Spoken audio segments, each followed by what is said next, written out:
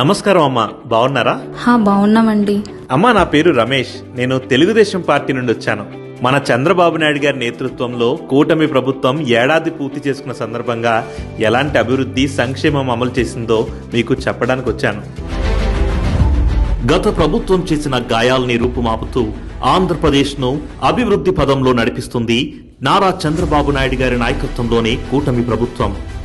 Super 6 పేరిట చేసిన వాగ్దానాల్లో భాగంగా ఇంట్లో ఎంతమంది పిల్లలుంటే అంతమందికి తల్లికి వందనం పథకాన్ని అమలు చేస్తున్నారు.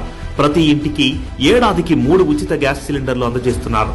16,347 పోస్టులతో మెగా డిఎస్సి ఫైలుపై తొలి సంతకం చేసి నిరుద్యోగుల కళ్లల్లో ఆనందాలు నింపారు. గూగుల్, టీసీఎస్, రిలయన్స్ వంటి అనేక కంపెనీలు ఏడాది కాలంలోనే 9,50,000 కోట్ల రూపాయల పెట్టుబడులకు ముందుకు వచ్చాయి. ఈ ఒప్పందాల వల్ల 8.5 లక్షల మంది యువతకు ఉద్యోగాల కల్పన జరగనుంది. తద్వారా యువతకు 20 లక్షల ఉద్యోగాలిచ్చే హామీ వైపు తొలి అడుగు వేశారు.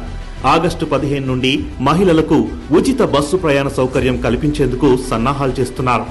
త్వరలోనే అన్నదాత సుఖీభవ పథకం తొలి విడత నిధులు విడుదల చేయనున్నారు.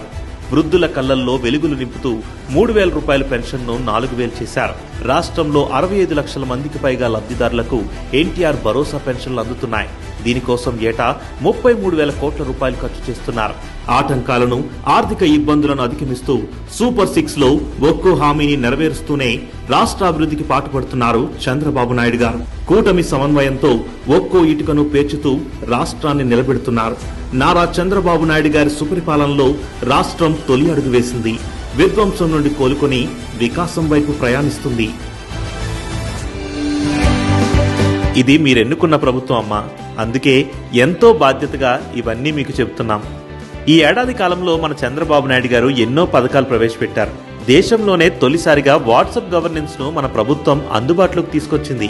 గవర్నమెంట్ ఆఫీసులకు వెళ్లాల్సిన పని లేకుండానే వాట్సాప్ ద్వారానే మీ పనులన్నీ జరిగిపోతాయమ్మా. ప్రజల సౌలభ్యం కోసం ఇలాంటి అనేక సేవలను మన చంద్రబాబు నాయుడు గారు అమలు చేస్తున్నారు. మీ సమయాన్ని కేటాయించినందుకు చాలా థ్యాంక్స్ అమ్మా. వెళ్ళొస్తాం.